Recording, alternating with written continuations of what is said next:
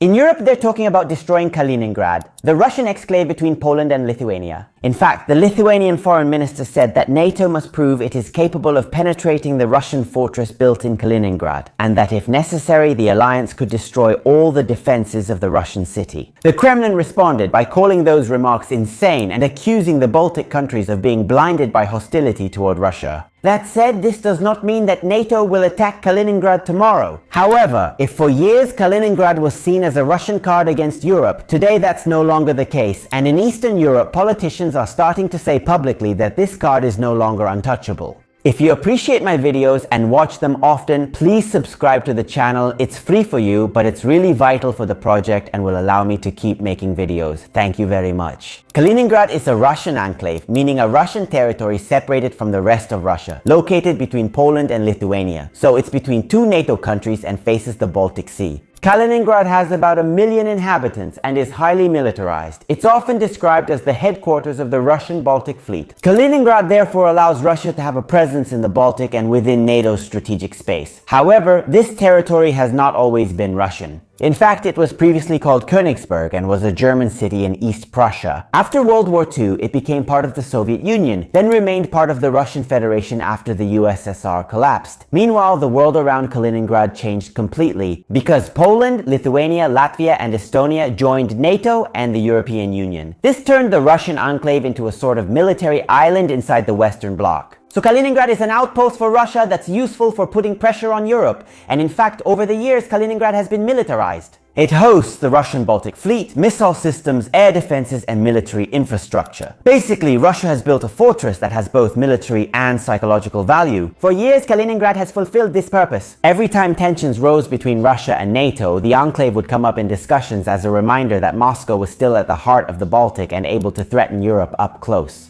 The problem, however, is that after Russia's invasion of Ukraine in 2022, things got worse. And for the Baltic countries, Lithuania, Latvia, and Estonia, Russia has never been a distant threat. Those republics were in fact incorporated into the Soviet Union until 1991. And even today, they see Moscow through that memory of occupation and through the fear of a return of Russian pressure. And today, that memory adds to the conflict in Ukraine, to the drones crossing NATO borders, to the violations of airspace, and to the fear that Moscow might sooner or later really try to test NATO's strength. And in May 2026, the leaders of several countries in Eastern and Northern Europe stated that the repeated violations of airspace on NATO's eastern flank demonstrate the urgent need to strengthen the alliance's air and missile defenses. And Romania, Poland, and the Baltic countries have repeatedly reported violations of their airspace by Russian drones. And this is the context in which the statements about Kaliningrad are made. So when Lithuania says that NATO must show it can penetrate Kaliningrad, it is not simply escalating the rhetoric, but is trying to tell Moscow that the enclave can no longer be used to blackmail NATO without consequences. Here we reach the topic of the Suwalki Gap, or the Suwalki Corridor, a strip of land between Poland and Lithuania that links the Baltic countries to the rest of NATO by land. It's about 100 kilometers long and appears as a thin line on the map. In a conflict, this would be one of the most sensitive points in Europe, with Kaliningrad, Russian territory, on one side and Belarus, a Russian ally, on the other. This means that in an extreme scenario, Russia and Belarus could theoretically try to close that corridor, isolating Estonia, Latvia, and Lithuania from the rest of NATO by land. And it would be a very serious scenario because the Baltic countries would remain connected to their allies mainly by sea and by air. In a region where, however, Kaliningrad and the Russian presence in the Baltic could greatly complicate operations. And that's exactly why the Suwalki Gap has become a symbol of European vulnerability. Not because an attack is inevitable, but because it's one of those points on the map where the risks are clearly visible. And this also explains why the Baltic countries are so sensitive to the Russian threat. And for Lithuania in particular, Kaliningrad is a sensitive issue because it is a heavily militarized Russian territory right on the border. And in fact, for years, the enclave has been seen as a Russian gun pointed at the Baltics. However, today, some Eastern European countries are trying to flip the logic and make Moscow understand that this gun can also become a weak point. Because Kaliningrad is indeed militarized, but it is also isolated and logistically vulnerable in the event of a conflict. But the central question is, could NATO really destroy Kaliningrad's military infrastructure? Militarily, NATO would have superior capabilities, especially with US involvement, including intelligence, air power, and precision strikes. Furthermore, NATO already has a constant presence in the Baltic region.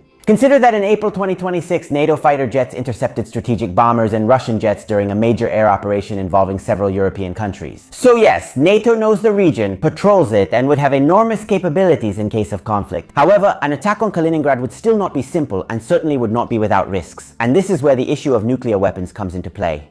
Russia remains one of the main nuclear powers in the world with about 5,600 warheads ahead of the United States, which has about 5,000. And just as tensions were rising in the Baltic region, Russia also conducted nuclear exercises involving about 64,000 people. And Belarus, in turn, is hosting Russian tactical nuclear weapons after the agreement reached by Lukashenko in 2023. Although it should be said that Putin has made it clear that Moscow maintains control over their use, of course. The fact is that this discussion is important because Russia continues to use the nuclear issue to put political and psychological pressure on Western public opinion. Of course, Putin himself has said that the use of nuclear weapons would be an extreme measure, and in general, we can say that it is very unlikely that Moscow would resort to using nuclear weapons. Even in the event of a direct confrontation with NATO, it would still remain unlikely. However, you can't really know this for sure either, and that's also why an attack on Kaliningrad by European countries is very unlikely. So if Lithuania says that Kaliningrad is not invulnerable rather than threatening Moscow, it is trying to prevent Russia from using the enclave as a tool of blackmail. Furthermore, an attack on Kaliningrad is unlikely also because the European members of NATO is still too dependent on the Americans. And even though Europe talks more and more about autonomous defense today, many of NATO's capabilities still depend on Washington, from intelligence to logistics.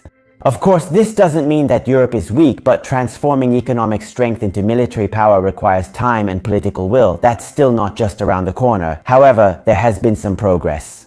In fact, in May 2026, the B9 countries and the 5 Nordic NATO countries called for strengthening military production and joint defense procurement. And Zelensky also said that Europe shouldn't be afraid to discuss more autonomous military capabilities. At this point then, Kaliningrad becomes an even broader issue to discuss. And the new question is, but would Europe really be ready to be tough against Moscow if American support were to falter? Saying Kaliningrad can be neutralized is one thing, but having the political, industrial, and military strength to handle the consequences of direct confrontation with Russia is another.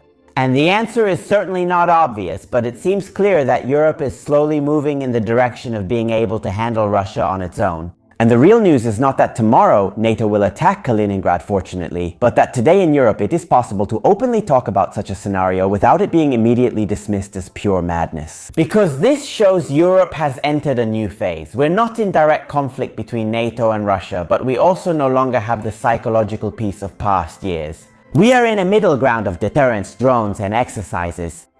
And unfortunately, we are forced to consider scenarios that until a few years ago were completely unthinkable. For example, think about how in September 2025, NATO had to warn Russia that it would use all necessary means to defend itself after 3 Russian fighter jets violated Estonian airspace for 12 minutes. A few days earlier, around 20 Russian drones entered Polish airspace, prompting NATO jets to shoot some down. This highlights how tense things are in the Baltics and Eastern Europe, with Kaliningrad now symbolizing the new Europe. It's a Russian threat since it lets Moscow project power into the Baltics and pressure Poland and the Baltic states, but also a vulnerability because it's isolated, surrounded, and logistically weak if direct conflict occurs. That's why the fortress can become a trap. Not because NATO wants to conquer it, but because Russia, after Ukraine, has forced Europe to think again in terms of borders and balance of power. Today, countries like Lithuania, Latvia, Estonia, Poland, Finland, and Sweden have started taking a harder line. Not because they are warmongers, on the contrary, but because they live close to the threat and know that if deterrence fails, they will be the first to pay the price. And so Kaliningrad is perhaps the symbol of how Europe is changing its mindset. Because for years the question was, how do we defend ourselves from Kaliningrad? And today instead, at least in some European capitals, the question is becoming, how do we make Russia understand that Kaliningrad cannot be used to blackmail us? And this doesn't mean wanting to attack, on the contrary, it means showing strength to make your deterrence credible, which serves to avoid conflict. The problem, however, is that deterrence is a delicate balance because if you show too much weakness, the other side might think they have room to take advantage of it. But if you show too much aggression, the other side might feel surrounded and become more aggressive in turn. That's why the Kaliningrad case should be taken seriously, but without hysteria. Is Kaliningrad truly a threat to NATO? Share your thoughts in the comments, like and subscribe if you enjoy my videos. Bye!